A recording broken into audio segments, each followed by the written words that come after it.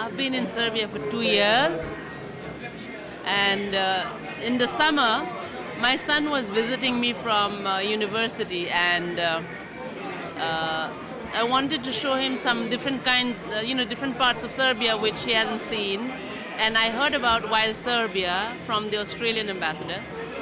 So we contacted them and we decided to do that wonderful trip, and it was an unforgettable experience. I think Serbia has some really beautiful sites which are very little known even by Serbians. And what Wild Serbia or even in Nemanja have been able to do is bring that out a little bit for people to be able to experience it. And I know that they've spent a lot of time mapping out, the waterfalls and the caves and the lakes, and putting together this adventure. It was beautiful. Well, India and Serbia are not strangers to each other. We've had a very strong relationship in the past, during the time of President Tito and Prime Minister Nehru. I think Tito is a household name in India, and so is Nehru here. So we have a very strong base. Times have changed a little bit. Now you're part of Europe and you're trying to integrate with the European Union. But still, I think in the meantime, India has grown a lot. It's one of the biggest and fastest growing economies. And Serbia and India can do a lot together in trade and investment. I think until now what we've been able to do is really very little. We are beginning to see the beginnings of some developments in the IT sector, in healthcare and pharmaceutical sectors, and we hope to see some growth in the next years. Okay. I've been here for nearly 18 months. How I found the country, really taken me a little while to settle in because it's quite different from Australia, but it's very exciting to be in a place that you have to discover and have such a different culture, different language, different food. So I've slowly but surely got around and really enjoyed finding my way right around Serbia, and also just discovering those different things, including the culture, the concerts. After a while though, my daughter was coming, and when you've got a 22-year-old, she's not as interested in culture, going to concerts or visiting cities. She wanted to do something a bit different. I happened to be in Valjevo and I met your mayor, and he mentioned Wild Serbia.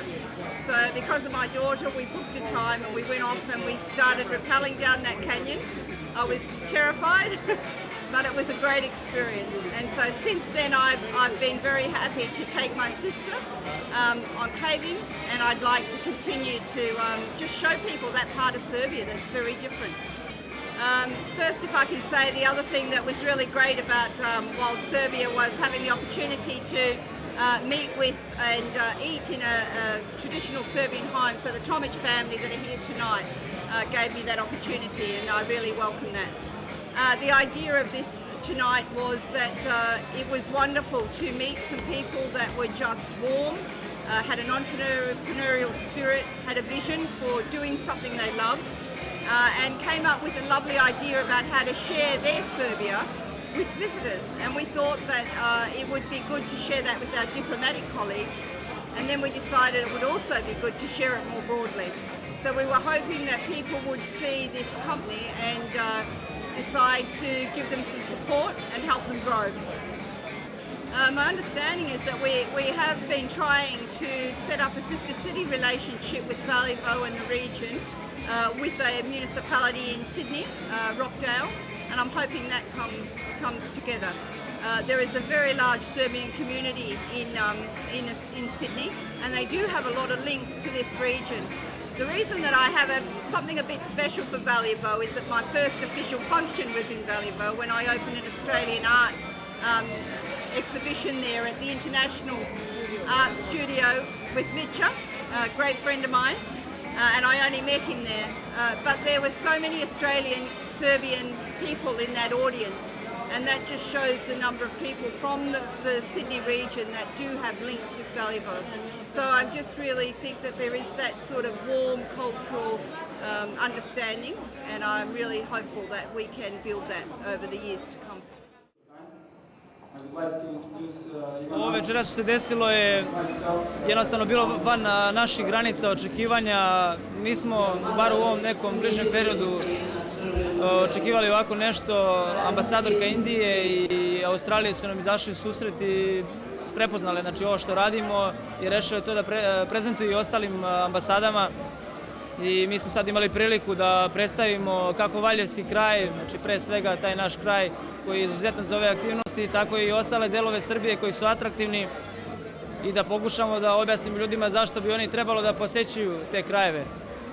Pa evo, već iz nekoliko ambasada su nas pitali gde bi mogli da dođu, koje bi to aktivnosti bile adekvatne za njih, znači kao početnike. I tu smo im naravno objasnili šta i kako organizujemo, koje su to jednostavnije ture na kojima nam se mogu pridružiti u početku, a i kasnije, znači na nekim malo više ekstremnim sadržajima. I evo, već očekujemo i preko zime da nas kontaktiraju, pa ćemo da ih vodimo i u pećinu. Izgleda da su, znači, u ostalim zemljama malo više upoznati nego kod nas sa turističkim turizmom i jednostavno brže se odlučuju za to. Znači, imamo tu sreću što su ovde Helena i Nenkča, ambasadorke, znači primer. Znači, one nisu u nekoj posebnoj fizičkoj kondiciji ili da se bave ovim sportovima pa da mogu da se odluče da odu na ovakve ture, već jednostavno su smogli hrabrosti i videli, znači stekli su dovoljno pouzdanja u nas da mogu da se odluče na tako nešto, i mislim da je to mnogima ovde trenutno primer i da su jednostavno na osnovu toga da će i oni rešiti da dođu u Valjevski kraj. Bilo je više, da kažem, nekih specifičnih situacija. Mislim, ambasadorka Indije u toku jednog dana toliko toga prošla. Znači, od džip vožnje pa po našim planinama, pa do perfektnog ugošćavanja kod naših domaćina. Znači, hrana je bila izuzetna. Znači, gde su probali i domaću proju, i domaći kajmak, i sir, i ostale proizvode, znači, da kažem, koje ne mogu da kupe u gradu. Zatim ta avantura kroz koju smo proveli, a i onda, znači, to kasno vraćanje sa planina i ceo ambijent. Naprimer, isto tako, ambasadorka Indije ne zna da pliva, a ona je bila u kanjonu u kojem ima virova, znači dubokih preko 5 metara i gde treba da se skoči. I ona je jednostavno takva žena da na osnovu primjera je videla da ljudi to drugi rade. Dali smo joj prsluk pomoću koje može da se održava na vodi i ona se odlučila da skoči bez ikakvih problema, što je nama donekle bilo čudno.